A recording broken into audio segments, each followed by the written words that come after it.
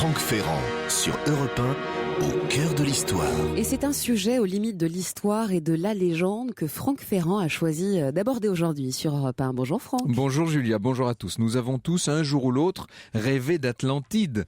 Je parle moins ici du pays imaginaire de Pierre Benoît que du continent perdu, objet de tous les fantasmes depuis tant de générations, l'Atlantide. S'agit-il d'un mythe ou bien d'une réalité disparue ? Eh bien, nous allons essayer d'apporter une réponse en compagnie d'un des meilleurs connaisseurs du sujet, Jacques Gossard. Et vous avez aussi convié sur Europe 1 Bernard Werber à nous rejoindre. Oui, depuis la trilogie des fourmis et à travers son encyclopédie du savoir relatif et absolu qui revient de roman en roman, Bernard Werber n'a cessé de convier ses innombrables lecteurs à penser, à méditer, à songer autrement. Et si je ne craignais d'effrayer les plus rationnels d'entre vous, je dirais même en préambule que l'Atlantide, il la connaît bien pour s'y être lui-même promené.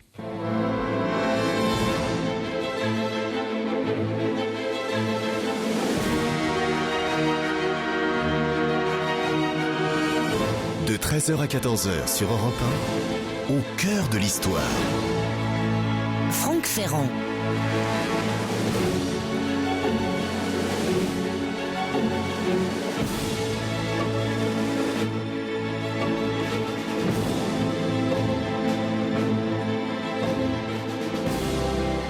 Alors, je ne me fais pas beaucoup d'illusions. Je sais très bien qu'en entendant l'énoncé du sujet d'aujourd'hui, un certain nombre d'entre vous n'ont pas pu s'empêcher de hausser les épaules, de lever les yeux au ciel. Ce Franck Ferrand, où est-ce qu'il nous emmène ? Est-ce que l'Atlantide, c'est un sujet bien sérieux ?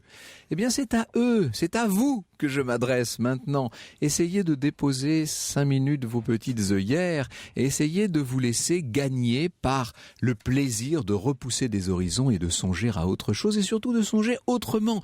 Ceux et celles qui n'ont jamais, par une soirée de vacances, lorsqu'on est très tranquille, un peu coupé du monde, au milieu d'amis de qualité, ceux qui n'ont jamais tiré des plans sur la comète, jonglé avec les siècles et les continents, ne peuvent pas savoir le bonheur qu'il y a de voir autrement, d'imaginer les choses et notamment, puisque c'est bien d'une utopie en partie que nous allons parler aujourd'hui, du bonheur qu'il peut y avoir de replacer cette utopie non pas dans le futur comme on le fait généralement, mais dans le passé. C'est un des avantages que présente l'Atlantide. Alors s'agit-il d'un mythe ou d'une réalité ? Évidemment, nous allons nous poser la question, nous allons voir quelles sont les sources, nous allons essayer de localiser cette immense île, cette Atlantide. Nous allons essayer en quelque sorte de bousculer nos habitudes de pensée, un peu comme si notre esprit faisait la roue ou jouait au pendu. Certains, vous allez voir, continuent à l'heure où nous parlons de chercher l'Atlantide comme jadis d'autres cherchaient le Graal. Au cœur de l'histoire revient dans un instant sur Europe 1. Alors bonjour Jacques Gossard, c'est pas dans un instant, nous revenons tout de suite. Vous avez consacré une grande partie de votre vie à traquer l'Atlantide en quelque sorte. Vous êtes d'ailleurs, vous êtes l'auteur d'un ouvrage qui s'appelle l'Atlantide. Vous avez écrit également Les Atlantes hier et aujourd'hui et vous êtes le cofondateur et le secrétaire de cette revue que j'ai entre les mains qui s'appelle Kadat, Chronique des civilisations disparues. Alors évidemment, vous ne vous cantonnez pas au domaine de l'Atlantide, mais c'est un domaine immense et qui va nous suffire amplement aujourd'hui. Il faut que vous nous disiez d'abord d'où vient cette idée d'Atlantide. On a 2 grands auteurs dans l'Antiquité qui en parlent, Hérodote d'une part, mais qui ne fait que le citer, et puis surtout Platon, avec 2 dialogues de Platon connus, avec le Critias et le Timée, qui décrivent l'Atlantide. Et puis, j'ai envie de dire, et puis c'est tout. Et puis c'est tout, effectivement, tout part de Platon. Et Platon, effectivement, a parlé de l'Atlantide dans le Timée et le Critias, et il a décrit cette civilisation de manière très précise. Dans un contexte d'ailleurs qui, pour lui et pour ses lecteurs, ne laissait planer aucun doute. Au départ, pour lui, l'Atlantide, c'est une réalité historique parce qu'il le dit à plusieurs reprises et il insiste dans ses textes en disant, vous savez, j'ai l'habitude de vous raconter de belles histoires, mais là, ce que je vous raconte, c'est une histoire vraie. Alors, cette histoire vraie, en fait, il ne l'a pas tirée de nulle part. En fait, cette histoire, elle vient de Solon. Solon, Il faut expliquer qui était Solon, oui, bien sûr. C'est un homme d'État athénien qui vivait au VIe siècle avant Jésus-Christ, et comme tous les gens 570, 580, oui, son voyage date presque 600 avant Jésus-Christ. 570, oui. Et comme tous les gens cultivés de cette époque-là, à Athènes, il voyageait pour faire du tourisme et puis surtout pour étudier. Et le pays où on pouvait étudier le mieux lorsqu'on était athénien au VIe siècle avant Jésus-Christ, c'était l'Égypte. Et donc, Solon a entamé un voyage d'études en Égypte en exactement 570 avant Jésus-Christ. Et c'est là que Solon va avoir une révélation. Nous y venons dans un instant. La Hotte de Noël, Europe 1. Et jusqu'au 25 décembre sur Europe 1, la Hotte de Noël est de retour avec des centaines de cadeaux à gagner. Alors aujourd'hui, Julia, qu'est-ce qu'il y a dans cette Hotte ? Eh bien, nous vous proposons de jouer pour gagner un iPod Touch 32 Géo pour écouter notamment Europe 1, évidemment en podcast. Alors pour vous inscrire au tirage au sort, vous envoyez le mot de passe. C'est un très charmant prénom, celui de Franck, CK à la fin par SMS au 7 39 21, 50 centimes d'euros plus coût d'un SMS, ou bien vous nous appelez au 39 21, 34 centimes d'euros la minute. Bonne chance à vous tous. En décembre, c'est Noël tous les jours avec la Hotte de Noël Europe 1. L'histoire sur Europe 1, c'est avec Franck Ferrand. Et aujourd'hui, Franck, sur Europe 1, nous évoquons l'un des plus grands mystères de l'humanité. Nous partons à la recherche du continent perdu de l'Atlantide. Et oui, cette Atlantide dont parle Platon d'après Solon. Donc Solon vivait, vous nous le disiez Jacques Gossard, 6 siècles avant Jésus-Christ environ. Il fait un voyage en Égypte et voilà qu'en Égypte, les grands prêtres lui font une révélation incroyable. Voilà, il se lie l'amitié avec des prêtres de Saïs, qui est un temple assez connu à l'époque, et les prêtres de Saïs vont lui parler pour la première fois de l'Atlantide, en lui disant, vous savez, toute cette histoire qu'on va vous raconter, c'est écrit sur des murs en hiéroglyphes, et ça concerne finalement aussi l'histoire de votre peuple. Alors, l'histoire, grosso modo, c'est celle-ci. Vers 10 000 avant Jésus-Christ. Oui, on lui dit 9 000 ans avant vous, donc ça fait presque 10 000 avant. 10 000 ans avant Jésus-Christ à peu près. 9 000 ans avant vous, il existait au-delà des colonnes d'Hercule. Les colonnes d'Hercule, c'est le détroit de Gibraltar, ce que nous connaissons comme détroit de Gibraltar aujourd'hui. Il existait au-delà des colonnes d'Hercule, donc on traduit dans l'océan Atlantique.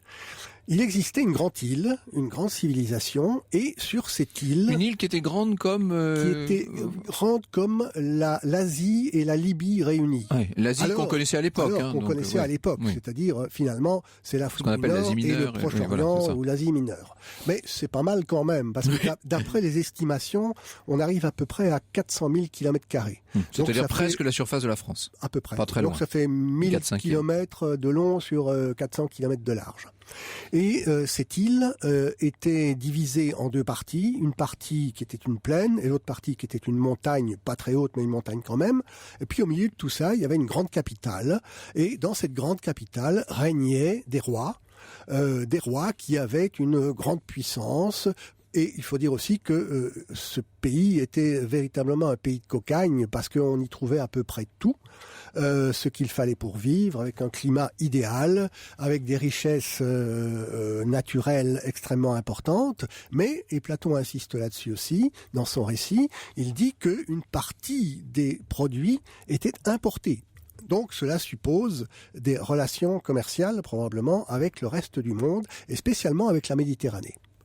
Alors apparemment, ces gens vivaient en bonne intelligence avec leurs voisins, c'est-à-dire les gens du pourtour de la Méditerranée, jusqu'à ce que vers 9000 ans avant Solon arrive le cataclysme. Mais finalement, oui, ça s'est passé en deux fois. La première phase, ça a été une volonté de puissance et de domination des rois atlantes, et ils ont décidé de conquérir le reste du monde. Et pour ça, ils ont lancé leur armée, entre autres contre les ancêtres des Athéniens, et au cours d'une grande bataille, les Athéniens ou leurs ancêtres ont vaincu les Atlantes. Première étape. Deuxième étape, une sorte de jugement des dieux et de punition des dieux. En l'espace d'un seul jour et d'une seule nuit néfaste, l'île Atlantide s'est abîmée dans les flots. Alors, c'est-à-dire que là, c'est la disparition brutale de tout ce petit continent, en quelque sorte. Ça paraît assez extravagant. Alors, Platon reprend le témoignage de Solon. Il le reprend très sérieusement, disons-le. Mais est-ce qu'il nous donne des éléments pour juger du degré de civilisation des Atlantes ? Est-ce que d'après Platon, ces gens étaient d'une civilisation supérieure, en quelque sorte ? Alors, oui et non. C'est-à-dire que Platon ne nous parle pas de sujets dont par la suite on va beaucoup parler à propos de l'Atlantide, et on va même délirer à propos de l'Atlantide. Bien sûr, les Atlantes, en tout cas Platon n'en parle pas, ne connaissaient pas la machine à laver, ils ne connaissaient pas l'électricité, ils ne connaissaient pas le rayon vert qui tue, mais c'était une civilisation très développée, très puissante, mais encore une fois, très puissante surtout au point de vue économique, semble-t-il, jusqu'à ce que les rois lèvent leur armée, qui était une armée apparemment très, très puissante aussi, et la lancent à la conquête du monde. Alors, quand même, quand on parle de Platon, toujours, on ne peut que se demander ce que pense l'autre continent de la pensée, si je puis dire, c'est-à-dire Aristote. Or, Aristote ne prête aucune foi aux propos de Platon, en l'occurrence. Voilà. Et c'est ça, c'est tout le problème de l'Atlantide, c'est que les lecteurs de Platon ont en général accepté tout à fait convenablement cette hypothèse d'Atlantide, mais Aristote a décidé que finalement, c'était une légende. Ça n'avait pas de réalité historique. Réalité historique, c'était une façon pour Platon d'exposer ses idées philosophiques et concernant l'état idéal. Et donc, Aristote a décidé qu'une bonne fois pour toutes, il fallait renvoyer l'Atlantide sous les flots. Alors, c'est une belle histoire que cette histoire de l'Atlantide, mais vous avouerez qu'évidemment, le fait que Platon soit le seul à s'en faire l'écho la rend vraiment ténue comme un fil. Europe 1, au cœur de l'histoire. Nous nous intéressons aujourd'hui à l'Atlantide sur Europe 1. D'ailleurs, si vous avez des questions à nos invités, l'historien et écrivain Jacques Gossard et le romancier, ancien journaliste scientifique Bernard Werber, c'est le moment. Europe1.fr ou la page Facebook d'Au cœur de l'histoire, Franck. Alors, ce qu'il faut dire, Jacques Gossard, c'est que dans les périodes anciennes, à la Renaissance, à l'âge classique, il y a quelques petits échos des mentions de Platon, bien entendu, puisqu'on lit beaucoup les grands auteurs à l'époque, et donc Platon est très lu, et forcément, on voit ressurgir de temps en temps l'Atlantide. Mais c'est vraiment peu de choses, hein. On ne peut pas dire que ça passionne les foules au XVIIe siècle. Effectivement, et ça, encore une fois, c'est la faute à Aristote. Parce que Aristote avait une telle influence jusqu'à la fin du Moyen-Âge qu'il n'était pas question de remettre en question son jugement. Et un des premiers à étudier un peu sérieusement l'Atlantide à partir de la Renaissance, c'est Athanas Kircher.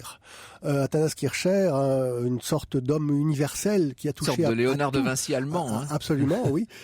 Qui était jésuite et jésuite allemand et qui a, entre autres choses, étudié l'Atlantide et lui a relu les textes de Platon, a considéré qu'il devait s'agir malgré tout d'une réalité historique et il a replacé, dessin à l'appui d'ailleurs, une carte à l'appui, l'Atlantide au milieu de l'océan Atlantique. Alors, nous avions l'autre jour comme invité le prince Michel de Grèce, qui a toutes sortes d'idées sur toutes sortes de sujets. C'était d'ailleurs un moment tout à fait délicieux.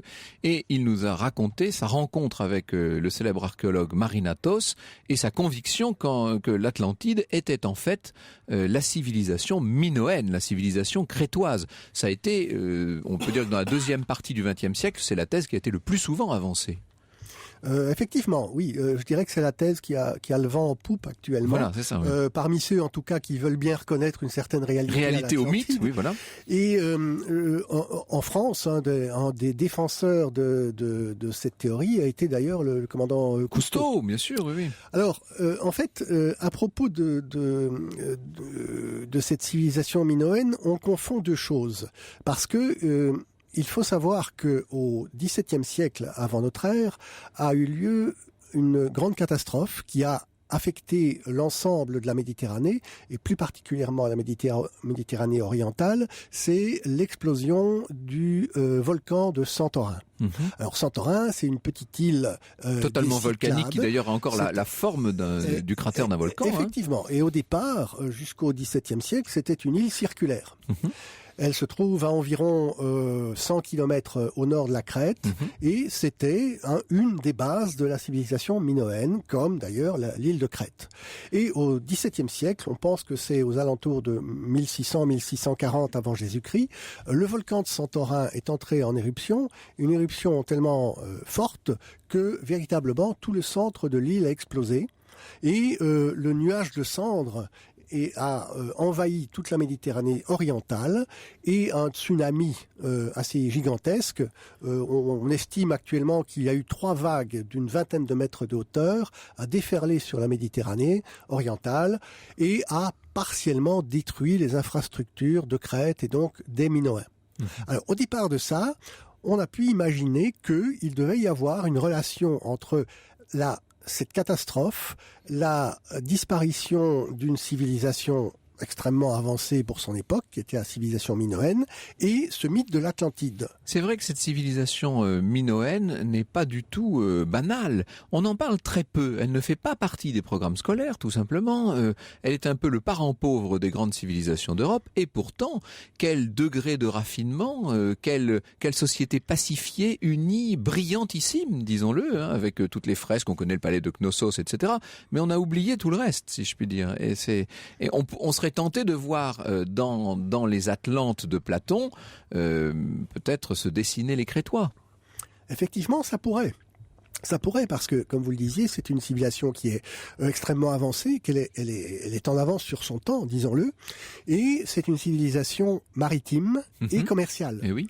Et développée à un tel point, aux échanges à tout niveau. Et développée à un tel point dans l'ensemble de la Méditerranée que elle domine sans devoir faire la guerre. Elle domine presque naturellement par rapport aux autres. Alors ce que nous allons voir dans un instant dans le récit, c'est qu'évidemment les hypothèses ont été multiples pour essayer de localiser l'Atlantide. Après tout, la Crète, c'est une hypothèse, c'est une possibilité, mais il y en a tellement d'autres, c'est ce que nous voyons dans un instant. La Hotte de Noël, Europe 1. Et je vous rappelle que vous avez donc encore quelques minutes pour jouer à la Hotte de Noël, Julia. Et pour tenter de gagner un iPod Touch 32 Go pour écouter notamment Europe 1 évidemment en podcast. Alors pour vous inscrire au tirage au sort, je vous redonne le mot de passe. Vous envoyez le prénom de Franck CK à la fin par SMS au 7 39 21, 50 centimes plus coût d'un SMS, ou bien vous nous appelez au 39 21, 34 centimes d'euros la minute. Bonne chance à vous tous et nous annoncerons bien évidemment, comme tous les jours, le nom du gagnant en fin d'émission.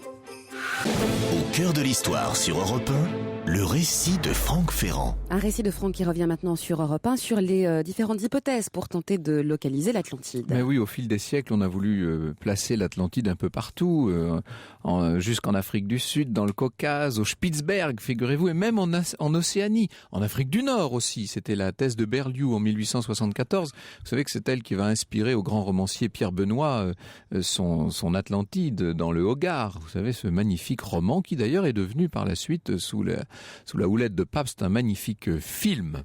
En 1931, l'Allemand Hermann soutient que l'Atlantide était en Tunisie, dans la région des Chotes. Il y aurait énormément d'hypothèses à analyser. On va y revenir dans un instant. Je voudrais simplement vous en désigner quelques-unes. Au milieu du dernier siècle, au milieu du XXe siècle, le grand érudit Georges Poisson, qui présidait la Société préhistorique française, a voulu revenir à la source même, donc au texte de Platon, au Timée. Et Platon nous dit que l'île d'Atlantide se situait au-delà des colonnes d'Hercule, donc au-delà du détroit de Gibraltar.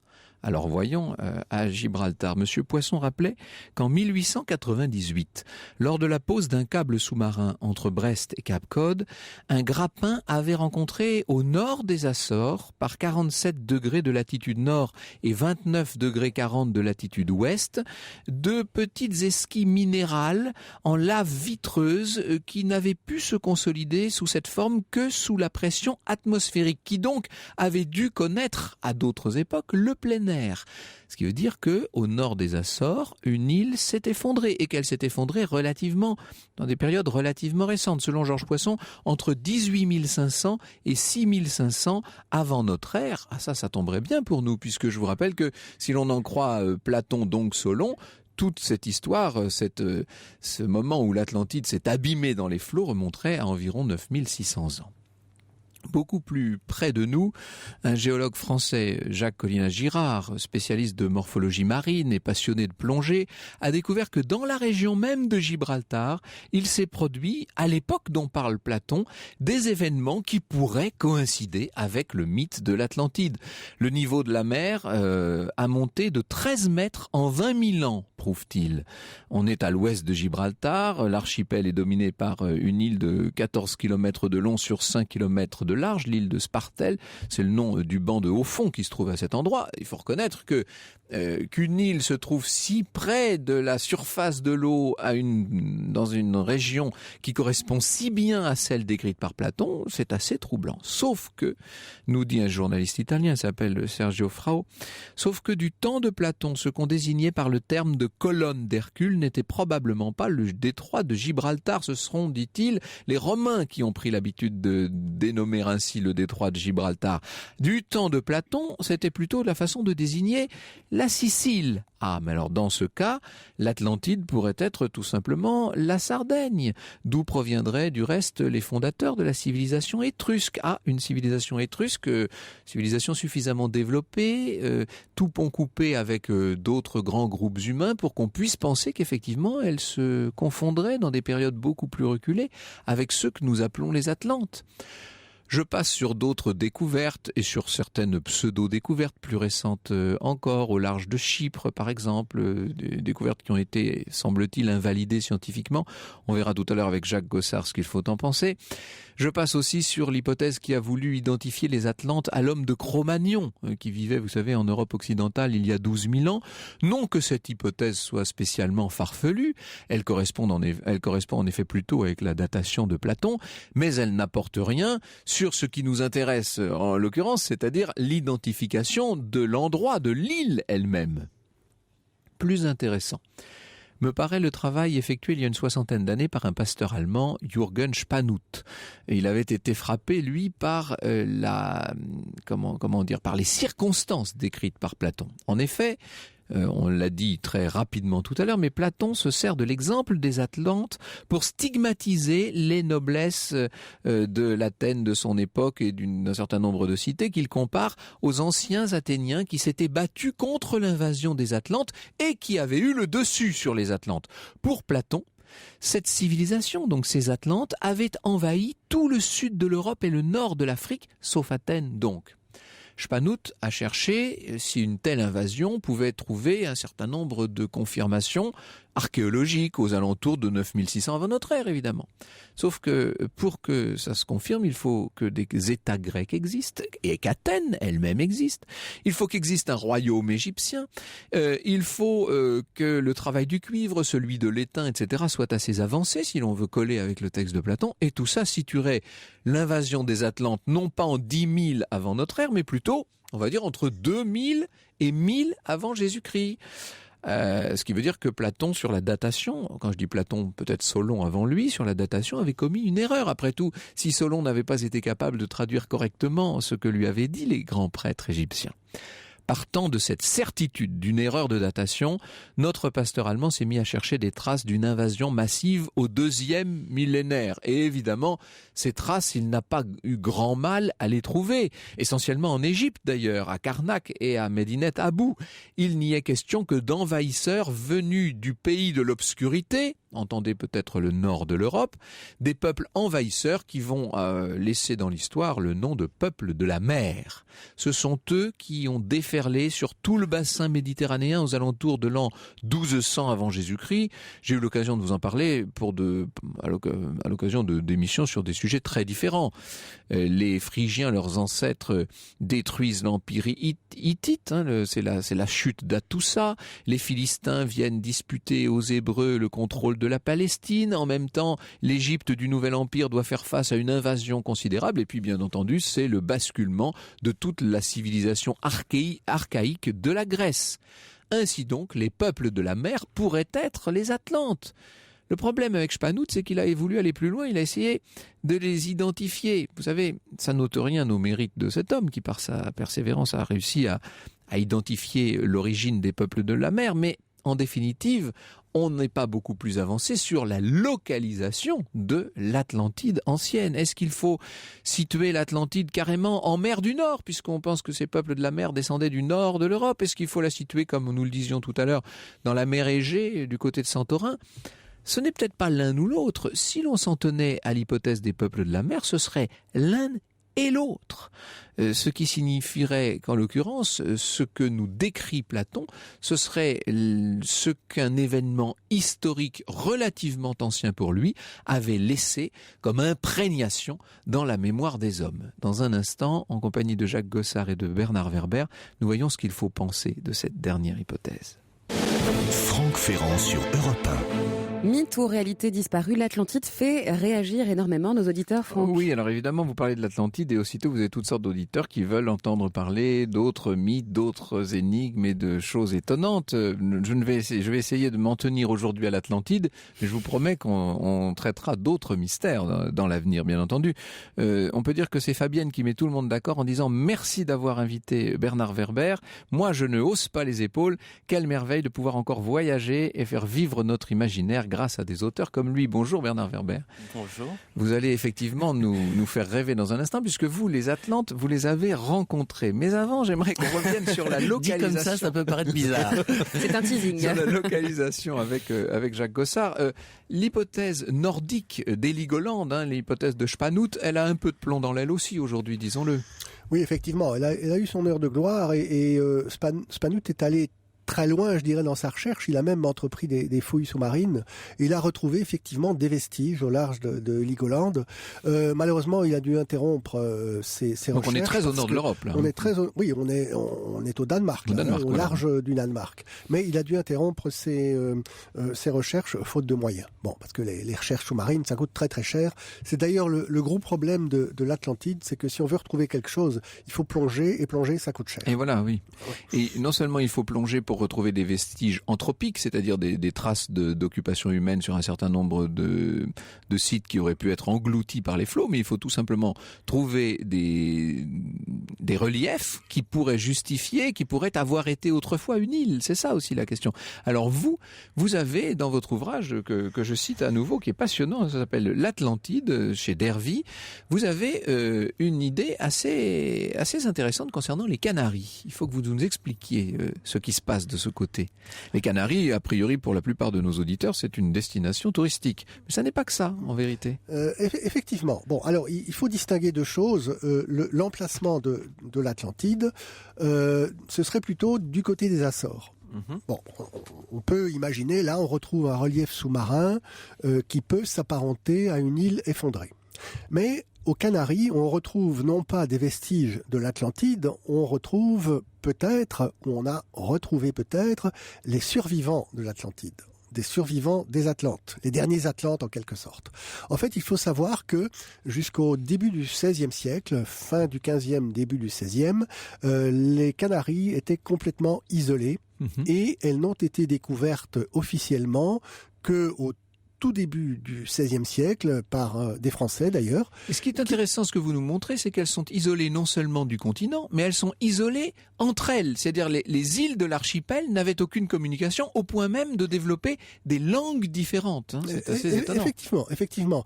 C'est très surprenant parce que, entre autres caractéristiques, ce peuple autochtone des Canaries, que l'on appelle les Guanches, s'ignoraient les uns les autres. Et pourquoi est-ce qu'ils s'ignoraient, alors que, en principe, des gens qui habitent sur des îles doivent pouvoir communiquer et se déplacer sur l'eau relativement facilement. Là, la mer était pour eux un interdit, quelque chose qu'il fallait éviter à toute force. Et en fait, ils avaient une peur bleue de la mer. Et donc, cet isolement les uns par rapport aux autres... Comme si la mémoire d'un déluge les avait définitivement marqués, on peut dire ça, pourquoi pas. Ouais. Effectivement. Bon, il y a toute une série d'éléments comme ça qui peuvent laisser penser qu'ils font référence à un événement que leurs ancêtres, un événement catastrophique que leurs ancêtres auraient connu. Et d'ailleurs, dans leur légende, on dit que Dieu les a abandonnés sur ces îles. Donc, il y a cette notion d'abandon, il y a cette notion de catastrophe, il y a cette notion de dernier survivant d'un monde. Alors, et on retrouve ça dans leur légende. J'ai plaisanté à l'instant avec Bernard Werber. J'ai dit qu'il avait vu les Atlantes. C'est parce que ce qu'il faut dire, c'est que vous avez fait, vous, dans une expérience d'hypnose, Bernard Werber. Oui. Je pense que j'ai pas besoin de vous présenter. Tout le monde connaît votre imagination hyper fertile de grand romancier. Mais tout de même, sous hypnose, vous avez eu le sentiment de vous retrouver sur une île qui ressemblait singulièrement à l'île d'Atlantide. Oui, donc je suis romancier, donc je n'ai pas la prétention ni à être un Nous sommes en train savant, d'entrer ni dans un la 5e historien. dimension, évidemment. Voilà. J'ai fait cette expérience et je me suis retrouvé en effet dans un endroit étrange qu'au début il n'était pas identifié. Vous savez, il n'y a pas une pancarte ici, vous êtes en Atlantide et je savais que je ne connaissais même pas mon nom. Mais par contre, ce qui était étrange, ce qui m'a le plus surpris, c'est le niveau de décontraction du personnage que j'étais censé être. Donc tout à l'heure, on parlait de technologie, on parlait de progrès politique et j'allais dire le truc le plus étonnant que j'ai perçu dans cette vie d'Atlante, c'est le niveau de totale décontraction, c'est-à-dire j'étais ultra cool, on va dire ça comme ça. Et ce qui m'a surpris dans cette expérience, c'est la masse d'informations et de détails qui sont accourus durant cette séance qui a duré 1 heure. Donc la première, c'était mon âge, j'avais 831 ans. Ah, c'est beaucoup. C'est beaucoup. Et la deuxième, c'est ma taille, j'avais à peu près 17 mètres. Donc c'était 2 informations. On voit d'où viennent vos géants de 17 mètres et de 1000 ans d'âge qui sont dans le roman que vous venez de publier. Oui, après je me suis dit, tiens, c'est quand même au-delà de tout une matière romanesque extraordinaire, c'est-à-dire donc je me retrouve à revivre une vie sur une île face à la mer. La première scène, c'est que j'étais en train de faire des ricochets dans l'eau. La deuxième scène, c'est que je pratiquais donc mon métier. Pas peur de l'eau, contrairement. Non, on nageait beaucoup. D'ailleurs, par la suite, je suis allé aux Açores et je suis allé nager avec les dauphins et ça me semblait quelque chose d'évident. C'est-à-dire nager avec les dauphins, ça fait partie du trip Atlante, si je puis dire. Donc là encore, c'est une matière romanesque extraordinaire. Donc mon métier consistait à percevoir, à soigner les gens, curateur, j'ai pas d'autre terme, et je percevais les énergies comme des sortes de fils blancs et rouges, et je soignais avec les mains. Et donc ça, c'est amusant parce que je pratiquais ça avant d'avoir fait cette expérience, c'est-à-dire je sens les énergies, et en fait, à un moment, j'avais un client, si je puis dire, ou un patient, et je lui ai dit, votre problème, c'est pas un problème d'énergie, c'est un problème de constipation, et il faudrait que vous buviez plus d'eau. Et à partir de là, il y a une réunion, c'est l'autre scène qui m'est arrivée, une réunion des sages, et on s'est dit, on devrait installer un système de tout à l'égout dans la ville. La ville elle-même, on l'appelait dans notre langage Amempta. J'ai retrouvé ce terme, mais tout fonctionnait avec des termes de 3 syllabes, et les noms des personnes, c'était en 3 syllabes. C'est-à-dire que nous fonctionnons un système de nom-prénom, ou de dénomination et précision, et là, tout fonctionnait avec un système de triangle. Est-ce que dans cette civilisation des Guanches dont on parlait, il y a ce rythme ternaire, par exemple, de 3 syllabes dans les appellations? Pas nécessairement, pas à ma connaissance, mais je dirais que dans cette expérience d'hypnose qui vient d'être relatée, moi ça me fait penser aux expériences d'Edgar Cayce. Eh oui, on retrouve exactement Edgar Cayce, grand visionnaire américain qui faisait un spirit, disons-le. D'ailleurs, on va parler de lui si vous voulez bien, si je me permettre, dans un instant. Victor Hugo faisait les mêmes expériences aussi. L'histoire sur Europe 1, c'est avec Franck Ferrand. Et avec vos invités Franck sur Europe 1, Jacques Gossard et Bernard Werber. L'histoire et la légende aujourd'hui. Alors évidemment, l'expérience sous hypnose de Bernard Werber a rappelé à notre invité Jacques Gossard cet autre ensemble d'expériences, celui d'Edgar Cayce. Il faut dire qui était Edgar Cayce. Personnage qui aujourd'hui aux États-Unis est encore une très grande référence. Il y a une fondation, etc. Bien entendu. Il y a une fondation, il y a des archives et ses activités se continuent. En fait, Edgar Cayce, au départ, on l'appelle le prophète dormant. C'est quelqu'un qui, dans la première moitié du XXe siècle, donnait des diagnostics sous hypnose. C'est-à-dire qu'il se mettait sous hypnose, le patient était en face de lui, il lui décrivait son mal et il lui donnait éventuellement, après le diagnostic, il lui donnait des remèdes ou des indications pour se soigner. Et à force de faire des consultations de ce type, il en a fait des milliers. D'ailleurs, tout ça a été consigné par écrit et c'est disponible à la Fondation Edgar Cayce. Il fait des voyages en Atlantide, lui, vraiment. Et pour lui le coup. en fait, oui, parce que au départ, il s'intéresse au physique des gens. Et puis petit à petit, il va approfondir, parler des aspects psychiques et en arriver à parler à certaines personnes de leur vie antérieure. Et donc, pour certains, il va dire, vous, dans une vie antérieure, vous étiez Atlante. Et donc, par ce biais, il va s'intéresser à l'Atlantide. Atlantide dont, entre parenthèses, il n'avait jamais entendu parler auparavant parce que c'était quelqu'un dont la seule lecture était la Bible. Mais en dehors de ça, il n'avait aucune culture générale. Et donc, il y a un déluge dans la Bible, quand même, comme dans l'Atlantide. Effectivement, on peut relier les deux événements. Et donc, il va en arriver à parler de l'Atlantide, à donner des informations générales, des descriptions de l'Atlantide, et puis il va dire quelque chose de très important. Il va dire, mais vous savez, si on va du côté de Bimini, dans les Bahamas, et si on fouille un peu par là, on va certainement retrouver des vestiges de l'Atlantide. Or, c'est ce qu'on a fait. Il a même donné une date, il a dit, et d'ailleurs en 1968, il a dit ça en 1940, en 68 ou 69, une partie de l'Atlantide va surgir hors de l'océan. Et en 68, effectivement, 2 pilotes d'avion passent au-dessus de l'île de Bimini, et là, qu'est-ce qu'ils voient à quelques mètres sous la surface de l'eau qui est très claire dans cette région? Ils voient des structures sous-marines. Alors, ces structures sous-marines, géométriques assez étranges.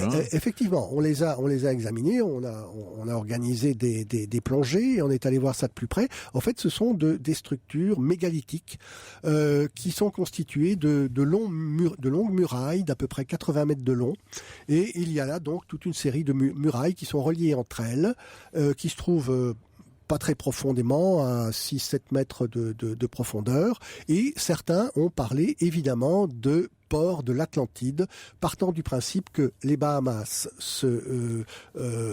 s'enfoncent lentement dans l'océan, et que 10 000 ans, on en revient à cette date, 10 000 ans avant Jésus-Christ, ces structures étaient à l'air libre. Alors on ne tranchera pas aujourd'hui sur cette différence sur cette alternative mythe ou réalité. Ce qui est certain, c'est qu'il y a un certain nombre d'éléments un peu partout sur le globe qui peuvent laisser penser que l'Atlantide a existé. Et ce qui est encore plus certain, c'est que de toute façon, cette notion d'Atlantide a fait travailler les imaginations. C'est une utopie, et une utopie d'autant plus forte qu'elle est, comme je le disais pour ouvrir cette émission, qu'elle est située dans le passé, Bernard Werber.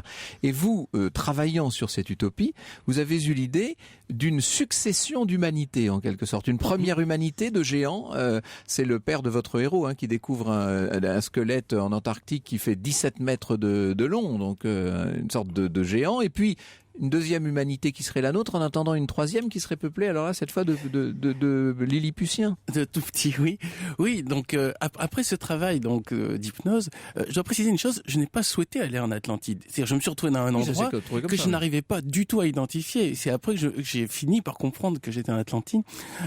Oui, ça m'a donné l'idée d'imaginer qu'il y avait une civilisation passée, une humanité première, qui était des géants, qui vivaient 1000 ans. D'ailleurs, si on regarde bien dans la Bible, puisque après tout, la Bible est aussi un texte qui parle de ça. Dans la Bible, on parle de Mathusalem qui vivait 1000 ans, et il y a aussi des références à un peuple de géants qui aurait existé, une civilisation de géants qui aurait existé avant la nôtre. Donc j'ai pris la Bible et tous ces textes à la lettre, et je me suis dit, imaginons qu'il y a eu jadis une humanité de 17 mètres de haut, 10 fois plus grande, qui vivait, chaque individu vivait 1000 ans, et il vivait sur cette île qui était au centre, donc moi je la situe précisément entre l'Europe et l'Amérique. Oui, donc bien sûr, en plein Atlantique. En plein Atlantique, oui, je prends le texte de Platon au mot. Et j'ai imaginé que cette civilisation a connu 4 fléaux. En fait, l'Apocalypse, les 4 drames de l'Apocalypse sont en fait du passé et non pas du futur. Et que cette civilisation a connu... Ce ne serait pas la prévision d'une apocalypse à venir, mais la réminiscence d'une apocalypse passée. Exactement. Et j'ai l'impression que d'ailleurs que d'autres textes qu'on retrouve dans la civilisation aussi chinoise et amérindienne racontent ça. Une civilisation de géants qui aurait préexisté à notre civilisation, et que cette civilisation, après, aurait essaimé partout, ce qui explique que vous parliez tout à l'heure les peuples de la mer. Mais en fait, c'est le mythe du déluge, exactement comme vous en parliez. À savoir que l'arche de Noé, c'est les Atlantes qui, après avoir reçu la grande vague dans la gueule, essaient de sauver ce qu'ils peuvent sauver. Alors après, peut-être qu'ils sont allés sur Minos, peut-être qu'ils sont allés, au Sahara, peut-être qu'ils sont allés dans des tas d'endroits. Toutes les localisations qu'on a évoquées pourraient être des vestiges, finalement. Voilà, Pourquoi même, pas? Tout est possible. Et la mythologie grecque raconte la lutte contre les titans, qui sont des géants, donc ça serait la lutte contre les Atlantes, en fait. Quel bonheur, en tout cas, d'imaginer les choses comme ça, de renverser parfois les perspectives et de coller, pourquoi pourquoi pas l'Apocalypse dans le passé. Bernard Werber, Troisième Humanité, c'est votre nouveau roman chez Albin Michel, comme toujours. Et c'est un moment de dépaysement total. Et puis pour se remettre les pieds sur terre, si je puis dire, mais avec une part non négligeable faite au mythe et à la légende, l'Atlantide 2, de Jacques Gossard, dans la collection Les Aventuriers de l'étrange, c'est chez Dervy. Et puis je rappelle donc le titre de votre revue, Chronique des civilisations disparues, c'est Kadat, K-A-D-A-T-H. Merci beaucoup à vous deux d'être venus nous ouvrir l'esprit.